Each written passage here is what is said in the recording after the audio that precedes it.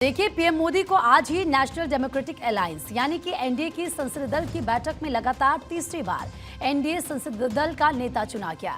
NDA की बैठक पुराने संसद भवन के सेंट्रल हॉल में आयोजित की गई थी और इस हॉल को संविधान सदन का नाम दिया गया। सेंट्रल हॉल में सुबह 11 बजे शुरू हुई मीटिंग में एनडीए के 13 दलों के नेता भी शामिल हुए और इस दौरान प्रधानमंत्री ने समर्थन देने के लिए सबका धन्यवाद भी दिया। इस दौरान पीएम मोदी ने संसदीय दल की बैठक में पहुंचते ही सबको चौंका दिया। हॉल में एंट्री करने के साथ ही सबसे पहले वो वहां रखे गए संविधान की प्रति के पास पहुंचे और उसे नमन किया। पीएम ने संविधान को उठाकर अपने सिर माथे से लगाया और फिर उसे प्रणाम किया। एनडीए के संसदीय दल के नेता व लोकसभा के नेता के रूप में माननीय नरेंद्र मोदी जी के नाम का प्रस्ताव करता हूं।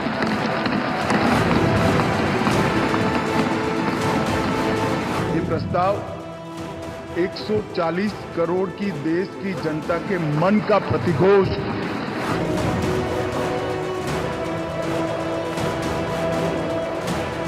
श्री नरेंद्र मोदी जी को भारत के प्रधानमंत्री पद के लिए समर्थन देती है।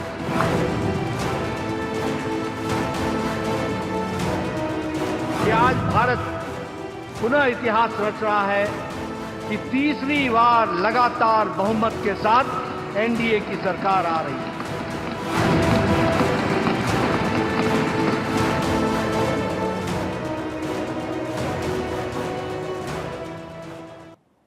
तो इस दौरान पीएम मोदी ने अपने संबोधन में कहा कि एनडीए ने उन्हें जो जिम्मेदारी दी है उसके लिए वो आभारी हैं। उन्होंने पार्टी के कार्यकर्ताओं का भी आभार जताया। उन्होंने कहा कि उनके जीवन का सिर्फ एक ही लक्ष्य और मिशन है और वो है भारत माता। पीएम मोदी ने कहा कि उनका पल पल देश के नाम है। उन्होंने गठबंधन के अपने साथियों से कहा कि सभी साथियों के साथ मिलकर देश को आगे ले जाएंगे और सबकी आशाओं आकांक्षाओं को पूरी करने में कोई भी कमी नहीं रखेंगे। इस खास मौके पर पीएम मोदी ने क्या कहा, आपको वो भी सुनाते हैं। आप लोगों ने मुझ पर जो विश्वास जताया है, जो प्यार दिखाया है और जो समर्थन दिया है, वाकई मैं मानता हूं भारत के लोकतंत्र की एक बहुत बड़ी ताकत है। मैं जितना आपका आभार व्यक्त करूं उतना कम, और मैं विश्वास दिलाता हूं कि मैं आपकी आशा अपेक्षाओं को पूरी करने में, परिश्रम करने में कोई कमी नहीं रखूंगा। जनता जनार्दन चाहती है हम पहले से ज्यादा डिलीवर करें। जनता चाहती है कि हम खुद ही हमारे पुराने रिकॉर्ड तोड़े। और मैं साथियों एक तरफ एनडीए रखूं, दूसरी तरफ भारत के लोगों के सपने और संकल्पों को रखूं, तो मैं कहूंगा NDA, new India, develop India, aspirational India.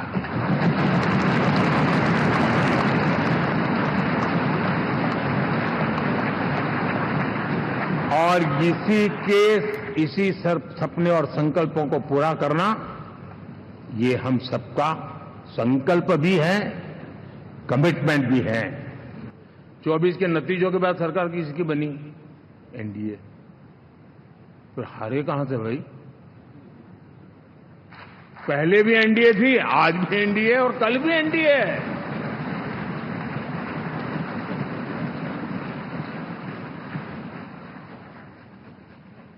आप सोचिए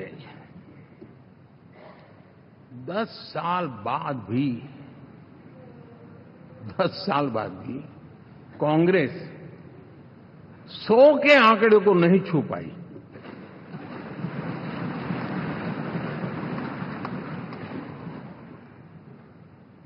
और अगर मैं 14, 19 और 24 तीन चुनावों को जोड़ करके कहूं, कांग्रेस के 3 चुनाव जोड़ूं, तो इन 3 चुनावों में जितनी सीटें मिली है उससे ज्यादा हमें इस चुनाव में मिली है। तो एनडीए संसदीय दल की इस बैठक में एनडीए के सभी 293 सांसद राज्यसभा सांसद और सभी राज्यों के मुख्यमंत्री और डिप्टी सीएम भी मौजूद थे, जबकि मंच पर पीएम मोदी के साथ बीजेपी के सीनियर लीडर्स और एनडीए के घटक दलों के नेता उनके साथ मौजूद थे।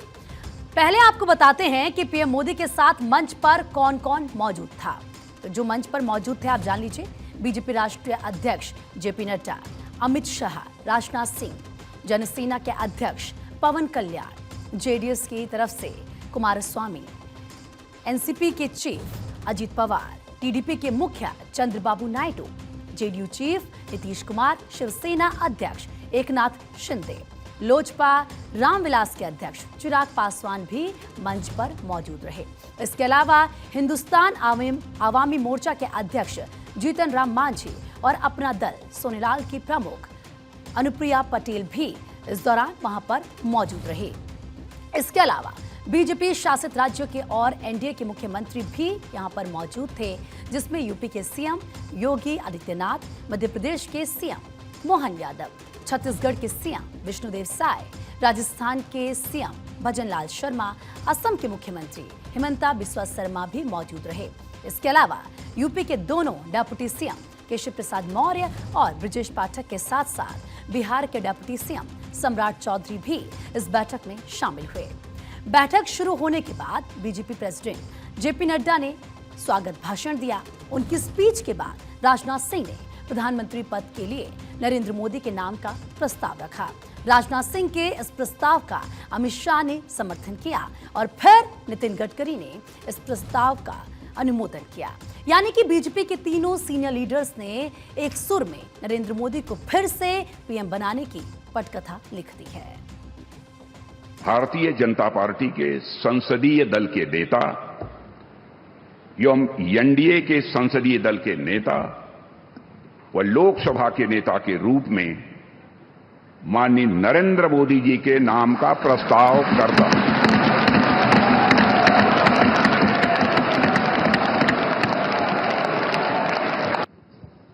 लोकसभा सदन के नेता, भारतीय जनता पार्टी संसदीय दल के नेता और एनडीए संसदीय दल के नेता के रूप में श्रीमान नरेंद्र मोदी जी के नाम का प्रस्ताव रखा है।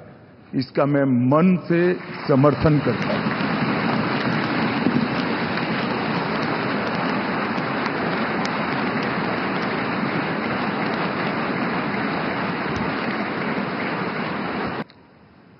भारतीय जनता पार्टी संसदीय दल के नेता, एनडीए के नेता और लोकसभा के नेता के रूप में आदरणीय नरेंद्र मोदी जी इनका नाम प्रस्तावित किया है।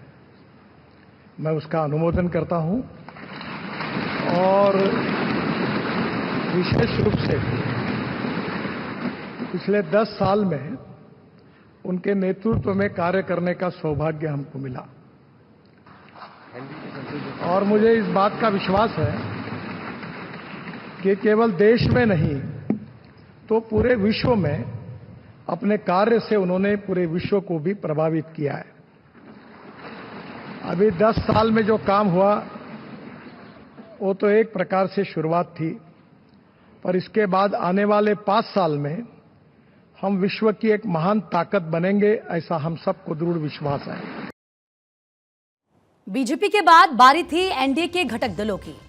जल्द ही एनडीए के दूसरे सहयोगियों ने भी मोदी 3.0 के प्रति अपना समर्थन, अपना विश्वास और अपनी निष्ठा का ऐलान कर दिया। बीजेपी के बाद एनडीए की दूसरी सबसे बड़ी पार्टी टीडीपी की तरफ से पार्टी के चीफ चंद्रबाबू नायडू ने एक लंबी और भावुक स्पीच दी। उन्होंने कहा कि पीएम मोदी के तीसरे कार्यकाल में वो और उनकी पार्टी पूरी ताकत से भारत के लिए, भारत के विकास के लिए काम करेंगे। उन्होंने कहा कि पीएम मोदी को तीसरी बार पीएम बनते देखना उनके जीवन के सबसे बड़े और अहम पलों में से एक है। उन्होंने क्या कुछ कहा वो भी सुनिए।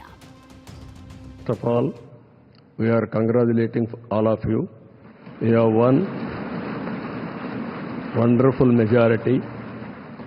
I have seen for the election campaign. For the 3 months, Honorable PM never took any rest. Day and night, he had campaign, same zeal.